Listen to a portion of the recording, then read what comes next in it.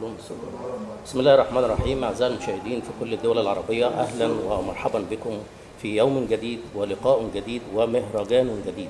هذا المهرجان الذي يستثنى من كل عام بالتراضي وبالتقافل وبالثقافة وبالفن وبالأدب.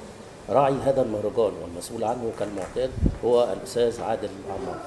نلتقي به لنلقي لنا الضوء على المهرجان، كيفيته وعدد المكرمين فيه. واللي انا عرفته كمان حضرتك ان هو معمول للاستاذ الفنان الكبير محمد فاضل. أيوة. وعلى اي اساس مثلا تم انتقاء الاستاذ محمد فاضل ده قيمه وقامه فنيه كبيره. تمام. نرجو ان حضرتك تلقي لنا الضوء من خلال هذا للساده المشاهدين في ABC خارجيه. مفيش اتنين هيختلفوا على قيمه وقامه محمد فاضل. تمام. صح. تمام. فبالتالي وده عمل مشوار طويل جدا باكتر من 100 فيلم واكتر من 300 مسلسل ومسلسلات اذاعيه وسهرات تلفزيونيه وحتى اخرج للمسرح. تمام. فهذا القيمه والقامه لابد ان نحتفي بيه.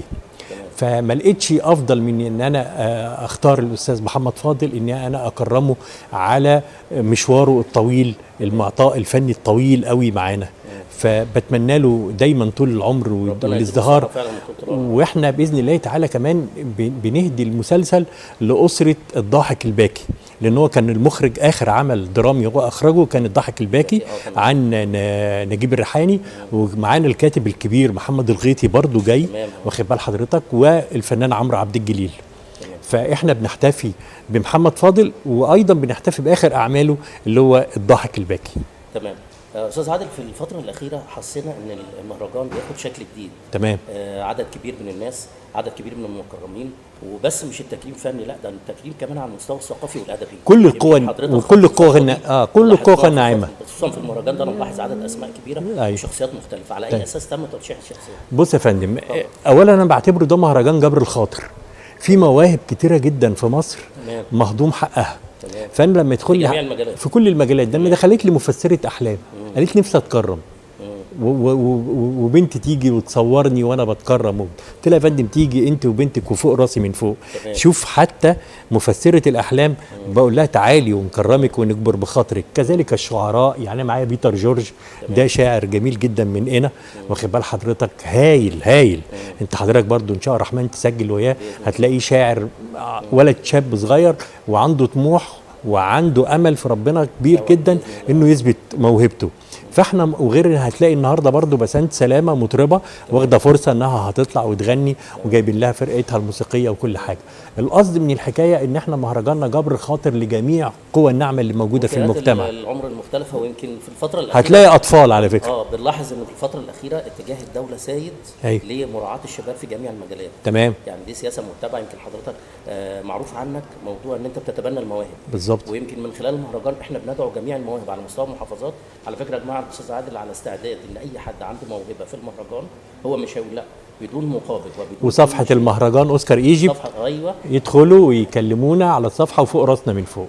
ده مش بس في مصر، ده كمان على مستوى الدول العربيه. تمام. الدول الخليجيه، كل الناس اللي ليها عدد من المواهب بنقول لها ان الاستاذ عادل في الصفحه على اوسكار ايجيبت بيرحب بيهم في كل المجالات. استاذ عادل، بعد اذن حضرتك في سؤال بيلح عليا وانا بطرحه، ان هو بالنسبه للجوائز، هل في معايير للناس اللي بتستلم الجوائز سواء كانت مواهب شابه او كتاريخ فني؟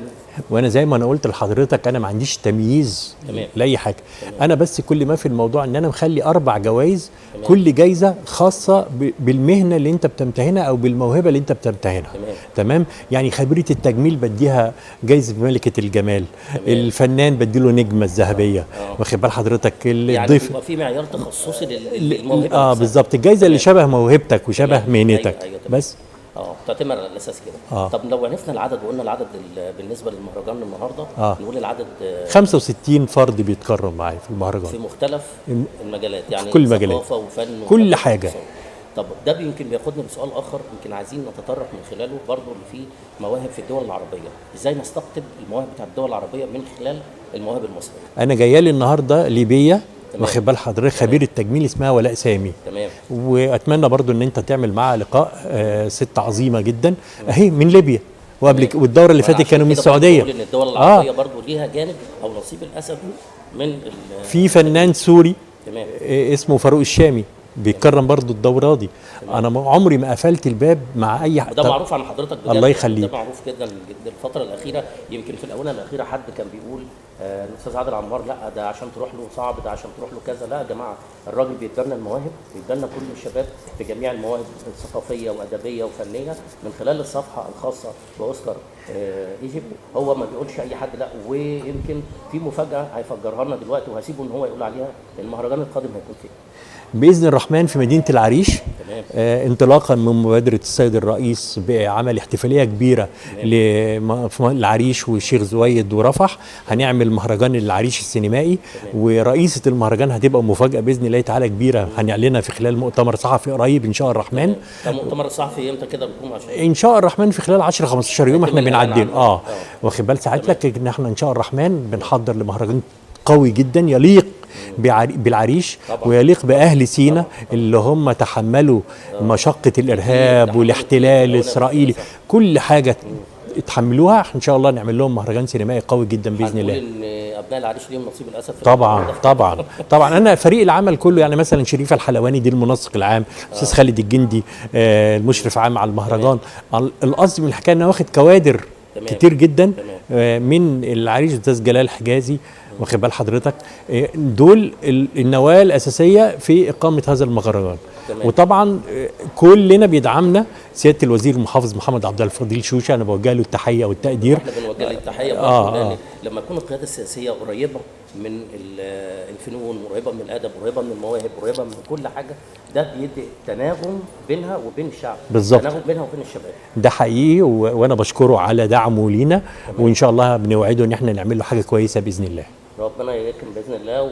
ويمكن انا مش الحوار ممتد الحقيقه، مش عايز ان انا انهيه، لكن في نقطتين مهمين جدا. النقطه الاولى عاوز اتكلم مع حضرتك فيها.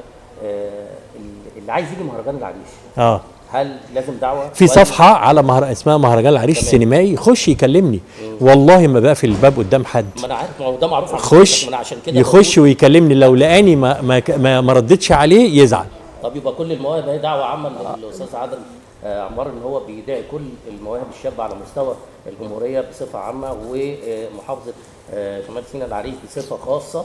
ونقول لكل المواهب ان يدخل على الصفحه ويشوف موهبتك ايه، والاستاذ عادل هيرحب بيك وهيدعيك وهتاخد جايزه ونشوف الموهبه بتاعتك ان شاء الله. يمكن عايز انهي قبل ما انهي الحوار اقول لحضرتك في قيمه وقامات للشباب وللفنانين. يعني عندنا قامات كبيره جدا من الفنانين دول. انا يعني التكريم بتاعهم ازاي يكون؟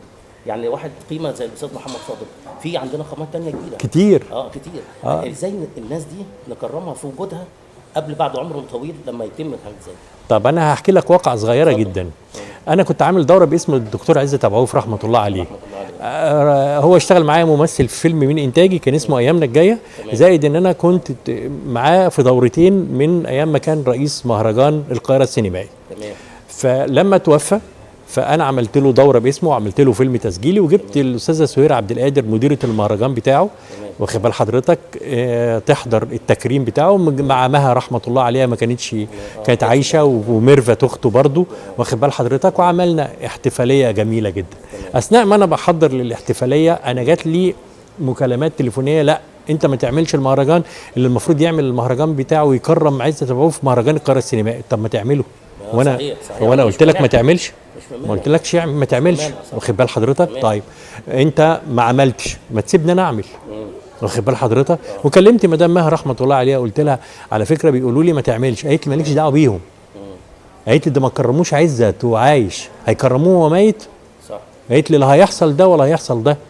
فقالت لي اعمل مهرجانك. وعملنا احتفاليه ضخمه جدا برحمه الله عليه عزت ابو عوف. فيها كل وسائل الاعلام وكانت مهمه جدا. وهم كانوا حتى بتوع المهرجان القاهره السينمائي ما كانوش مصدقين اصلا خالص كنت تتعمل بالكميه والكيفيه دي. الحمد لله عملت فعلا. عملتها 4 ايام وكرمت فيها بتاع حوالي 210 فرد وفنان وما بين وشعراء واعلاميين.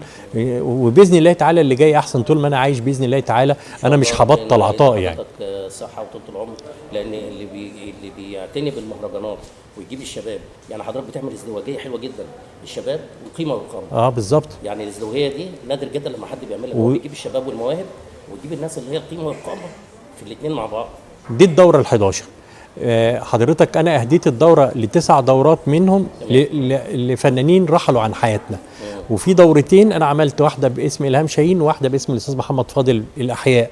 واخد بال حضرتك، انا برضو مخلي مهرجاني من ضمن اهدافه ان انت تكرم الفنانين الراحلين اللي رحلوا عن حياتنا. واخد بال حضرتك، احياء لذكراهم. بالظبط. حد بيقابله وهو لسه مازال يكفي لما تذكر اسمه تقول الله يرحمه. دي حاجه هو على قيد الحياه برضه. طبعا، الله ينور عليك. ليه دي بتفرق كتير. لما يلاقي اسمه ويلاقي تكريمه هو واحفاده واولاده وقيمته محطوطه ومطلوبه كده ان شاء الله. طب يمكن ده بياخدنا بقى استاذ عادل، معلش اخيرا، هل ممكن المهرجان يطلع عربيا في الدول العربيه؟ والله انا معروض عليا السعوديه في الاي بي سي خليجيه دلوقتي. فكل الدول العربيه شايفانا معروض عليا السعوديه في ان شاء الرحمن. واخد بال سعادتك، احتمال اروحها قريب جدا. بدعوه من اصدقاء ليا من السعوديين يتكرموا عندي في مهرجاني. واخد بال سعادتك، لكن يعني شويه عشان هناك تركي آل الشيخ ووزير الترفيه هناك في المملكه لازم بيعرضوا عليه الفكره، واذا وافق ورحب هناخد بعضنا ونروح ونعمل مهرجان. وده يمكن يخلينا نشوف تكريم من الفنانين بتوع الدول العربيه من خلال المهرجان. طبعا يعني ده اساسي، وانا برحب بده. ولو عندك اي حد فنان شاعر اديب هاتوا، بس انت هاتولي وانا عينيا ليك بحيث ان نقدر ننجح. طبعا عينيا. كلمه اخيره حضرتك تحب تقولها بقى للشباب او للفنانين ذات القيمه والقامه، بحيث ان احنا نعمل الازدواجيه اللي حضرتك ازدواجيه جميله جدا بتعملها بين الشباب بين الخبره. اولا عايز اوجه الشكر والتقدير للاستاذ خالد الدقم. تمام. بقول له متشكر جدا سعيك ورا مهرجاني، ان انت بتحاول ان انت تقف جنبي وتساندني وتدعمني. وبوجه رساله للشباب بقول له اوعى تيأس، ان شاء الرحمن لو فضلت تسعى ورا هدفك هتوصل له. واهلا وسهلا بيكم في مهرجان اوسكار ايجيبت ايا كانت موهبتك. حتى ولو كنت موهبتك موهبه ضعيفه، انت بتامل ان انت تكبرها وتقويها، انا معاك وبساندك وبدعمك. طب معلش قبل ما ننهي برضه حضرتك، انا عرفت او في حاجه اتعرضت لحضرتك ان تعمل كتيب صغير للمهرجان بالظبط، او فهرس كده بحاجه مثلا توزع على الكتيب او حاجه زي كده. تمام. المضمون بتاعها هيكون ايه باذن الرحمن؟ تعريف طبعا عن محمد فاضل. تمام. بتاريخه. تمام. بتعريف بالفنانين والضيوف اللي هيتكرموا في المهرجان. انا ببقى حابب البامفلت ده علشان يفضل ذكرى قائمه يعني مع بالظبط. عمل كتير. يكفي المسلسلات رمضانيه لغايه دلوقتي بتعاد وتكرر والناس ما بتملش منها. طبعا صيام وانا وانت وبابا في المشمش، ليله القبض على فاطمه، ناصر 56. طبعا حب في الزنزانه، عادل امام وسعاد حسني. لا التاريخ طويل. الحمد لله. احنا في نهايه اللقاء بنشكر حضرتك. اشكرك جدا يا استاذ. وباسم قناه بي سي خليجيه والدول العربيه بنتمنى ان احنا نشوف المهرجان بتاع الاستاذ عادل عمار ان شاء الله الاخيره في الدول العربيه، ويمكن هو ادى وعد في المملكه العربيه السعوديه. نتمنى نشوفه برضه في الامارات وفي البحرين وفي ان شاء الله الخليج باذن الله في الفتره الاخيره ان شاء الله. ختاما كنا سعيدنا بحضراتكم بالاستاذ عادل عمار ومهرجان اوسكار ايجيبت المقام الان في جمهورية مصر العربية. نشكر كل السادة المشاهدين في الدول العربية اللي هم ساهموا معنا، وبنقول لهم مرة أخيرة إن كل المواهب سواء شابة أو قيمة أو قامة تدخل على صفحة الأستاذ عادل عمار وهو بيرحب بكل حاجة. شكرا يا فندم. تحت أمر حضرتك يا غالي.